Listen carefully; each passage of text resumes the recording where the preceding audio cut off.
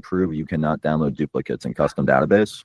And when you run out of leads, so we'll do an example. We'll just pick what's something very, very, very specific. Panic alarm. Brian comes up. 32 people. So we'll save these 32. And then if we were to resave it, it's going to just get stuck in pending. Brian, I can't see your screen. I don't know if it's, are you doing something? Yes, I was doing something. So here we go right here. So I saved 32 records, which was all 32 records, right? And before you would be able to download duplicates, like if you save 32, then saved another 32, it would be the same 32. Now, if you were to ever see a list with the number 0 and in pending, and it never leaves pending, that's because there's no more unique records. But if we were to go and let's say change the name to Bri instead of Brian, and then we were going to go, we'll do BRIA, Bria. So we have 54. So now if I was going to go and save 54, and it found the duplicates and removed them, and then it's going to send those to you. And all that stuff they taught you in math, this is the only reason it's good for at the end of the day. But yeah, so it's set up, it does that, and it's consistently doing that. Now, if you're going to do it with a very big list, like the business professional one, that is going to be a little bit more complicated, only because there's 36 million records here. So when the system's looking for a duplicate, it has a lot more data to run through.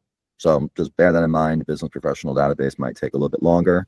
Also, the file names for the custom databases, what you name them, that is what the email is now. So you don't have to have that confusion with your users of what file did I save. The actual name of the file is being emailed to you now. And I'll go show you that real quick. So everything that's saved now, you can organize a little bit better right within here. So the name of the file was 54, and it is named 54. And just to clarify, if I have a sub account that downloads their data, I'll double check, but the email that it sends the data from is not Advocate data. It's the one that we put in the backend, correct? Yes. So another thing that we're going to add in the next probably this week, the database reminders. So if you have users that are asking for different dates to refresh the data, we'll have that set up. So, it's more on time. That's amazing. Now, let me ask you this, Mike, are your users having difficulty finding data at all? Because the whole thing with Dashboard 3 is to try to simplify it for the user, but nope. Part of just like to hear your experience, like how do you think it could work a little bit better for your user needs? Because this is also going to be a white label. This is going to be tied to the white label, where this is your colors, your stuff, not us, and obviously your own logo. Wow. Okay. So right now I have a group text with all of my beta testers, if you will, and they have no problems logging in, downloading data, and finding records. They are struggling with how to get a hold of the people that they're trying to reach out to, right? Phone calls and text messages.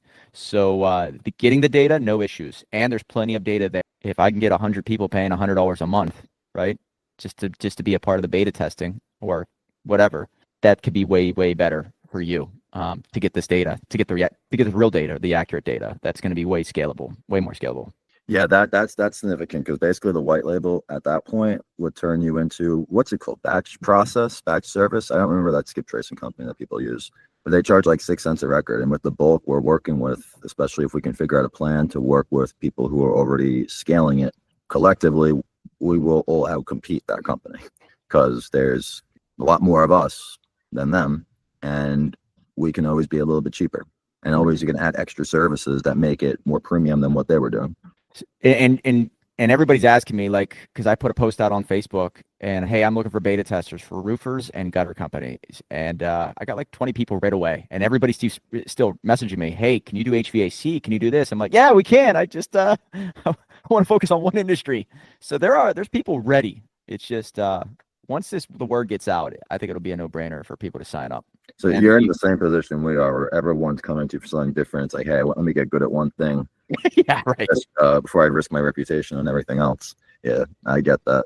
And that actually might be a client that you would just want to have you pay you a little bit less. Be like, hey, I'm not fully involved in this. Hey, it works for what I do, or just give your opinion on what you do, and then give them best advice. And say, hey, I can give you a lower rate because maybe you can help me figure out the best way to use the data. Use your clients, give them deals, and then use them to help you figure out best use cases. That's what I'm doing, really. So emailing, I wouldn't discount either. What's that? The emailing, I wouldn't discount either. I mean, I know it's difficult to do, but I mean, I'm still consistently doing it. And, I sent 175,000 emails in 7 days, 11% open rate. And this is just free advertising. Like, it would cost me probably probably $1,000 to retarget these 18,000 people, because I mean, it just costs a lot to retarget directly on Google. But now it's basically 2 times a day they're being shown an ad, and I didn't have to go off and pay Google for it. And it does really work, because if you're ever doing the direct ads or retargeting, I've noticed it creates a cheaper conversion for the actual ad as well, because now they're seeing advertisements on a different scale, and it's not just the Google that's getting them to buy, it's also the outside things that are not being measured directly.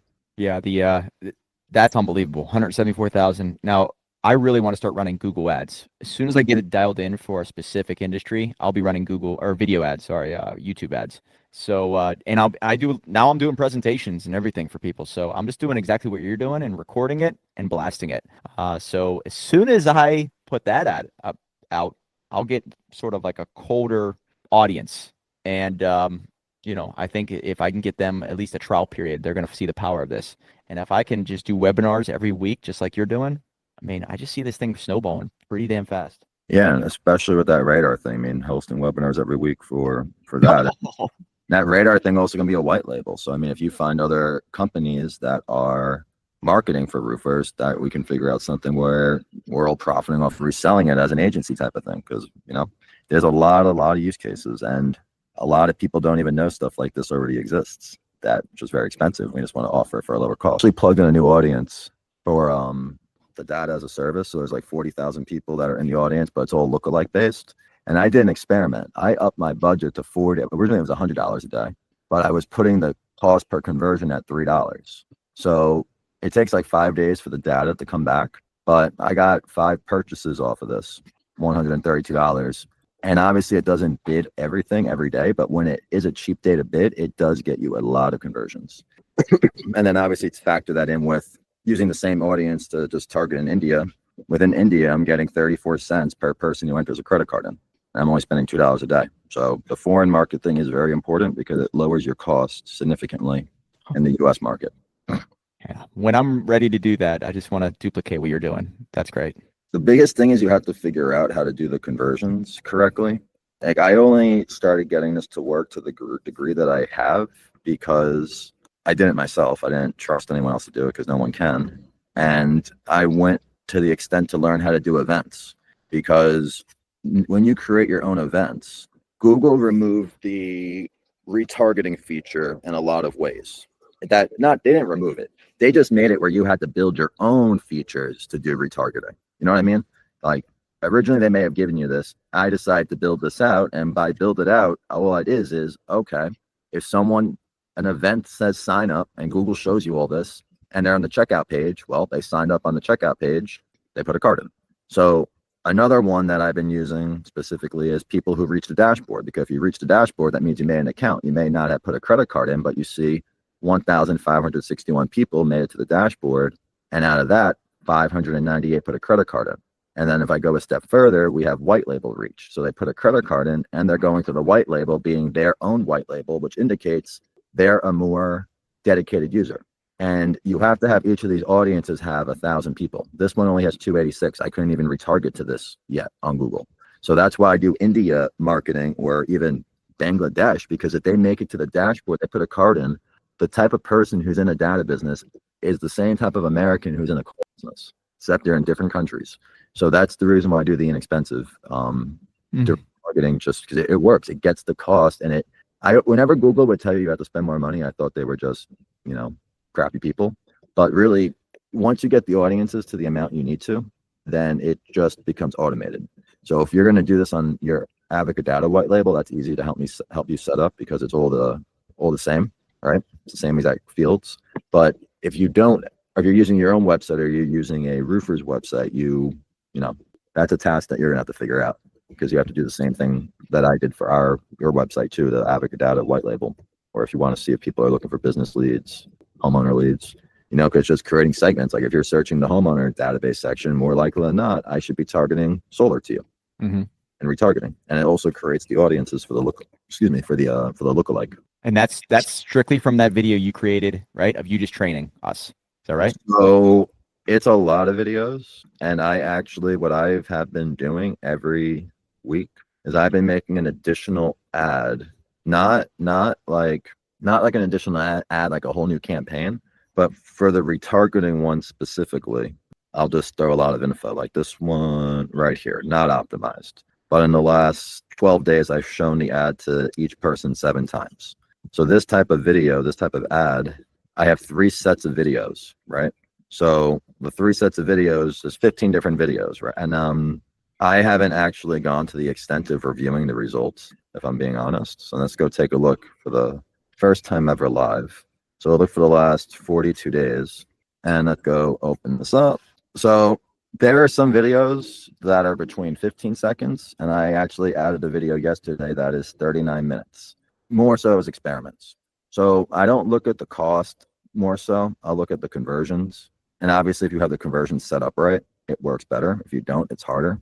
But these are 2 videos of webinars. So to answer your question, in this instance, in this current period of time, we do it by database. So monthly, you get to provide us a set of keywords to make a database. And if you stay subscribed to that, so it's not an advertisement in the slightest. It's just a conversation. It's like it's just like those crappy ads that come on at 5 a.m. or 3 a.m. on a Sunday because there's no time for TV. No one's paying for the commercial. And I only advertise at nighttime, the retargeting for the most part, because when you're on YouTube listening to music or listening to some type of philosophical thing with your eyes closed and you hear me talk about Avocadata before you fall asleep, it's the same thing your teachers would say when you would study, right? It sinks in when you sleep on it. And, and I just retarget directly 22,000 people who ever made it to Avocadata with that method, because as time goes on, especially if you're doing roofing and you're local in the community, if you keep seeing ads, you're going to have a neighbor at bingo one day say, hey, my roof's leaking. And, I know the word of mouth is very important. And that's where we see us growing substantially, is because we're getting messaging to a very tight community that has shown interest. And one thing that I would say right now, get a ridiculous logo. Like some guy made a roofing squirrel business, and now whenever he's doing better, because when you call somebody you can remind them about the logo, which is the squirrel, they know you're not they know they will remember potentially more likely than not speaking with you. Like I heard this a while back where they would ask on the lead gen form, what is your favorite color? Because they would ask you on the phone, be like, see, how would I know your favorite color if you didn't submit a lead that told me your favorite color? And that's kind of where this whole idea came from of, I think we can do some brand awareness and repetition with it. Like even this video, I have my little tiny avocado hiding behind, can't see it right now, but just get the branding everywhere, and it works. We all do boring stuff. None of us are rocket companies, right? That blow up and explode and catch themselves. But we have to become interesting. And this is a complicated subject, data. Like this is overwhelming for a lot of people, as you know. Well, that's what's beautiful about this. I'll be honest. Your videos, you don't need a videographer to come and film you. I've been in marketing. Yours are just straight how to, here's how it's going to help. And that's what people are watching. So it's so simple and scalable and duplicatable. I love it. So if anybody is just watching this for the first time or meeting Brian for the first time, I've been in many rooms. Nobody shows the real value or real results. This is really wild. So people are taking notice of this. This is, again, and I'll just jump in here. This is where I keep reiterating. I don't think people understand how genuinely how much Brian cares about this stuff. And this ecosystem and this platform that he built is proper empowerment. Like there's no 2 ways about it. Like he does not survive if you guys don't do very well with this platform. Share with you everything that I've been doing that's working and the things that haven't worked. And so I think it's one of those things that I think in today's world, I think that you kind of have to be intentional where you put your energy and invest your time to build and what you use for infrastructure.